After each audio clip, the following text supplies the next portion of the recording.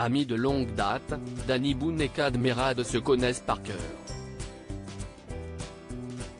Le tournage de Bienvenue chez les Ch'tis a néanmoins été source de tensions entre les deux acolytes, comme l'a révélé le réalisateur du film dans les colonnes de Paris Match. Danny Boone n'a pas la rancune tenace. Alors qu'il aurait pu se vexer de ne pas avoir été invité au mariage de son ami Kad Merad, le cinéaste a offert à son acolyte l'un des premiers rôles dans son nouveau film, La vie pour de vrai.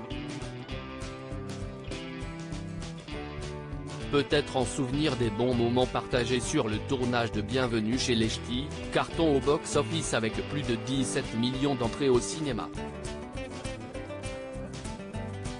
Car, pour réaliser certaines scènes, comme celle de la tournée du Facteur, les deux acteurs n'ont pas hésité à user de la boisson.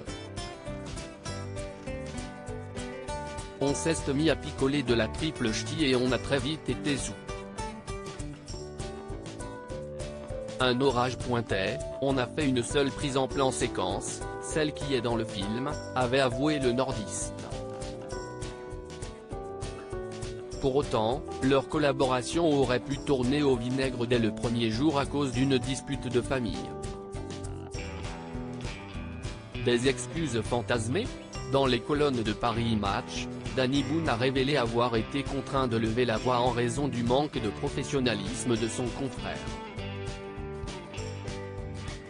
Je me suis énervé, a-t-il indiqué, avant de rappeler le contexte de sa colère. Ce n'est pas qu'il ne savait pas son texte, mais il mettait des œufs parce qu'il cherchait la suite. Ça arrive à tout le monde. Sauf que moi, je l'aille pourri devant toute l'équipe. Je me souviens de lui avoir hurlé, on n'est pas à l'école, si est pas une récitation que tu dois apprendre, si est ton métier de savoir ton texte. Cette remontrance est survenue au premier jour de tournage, et aurait pu donner un tout autre ton à leur collaboration. Le directeur de production est venu me voir après pour me dire que j'y étais allé un peu fort. J'ai invité Kad Merad à dîner le soir même, je crois que me suis excusé, a-t-il assuré à nos confrères.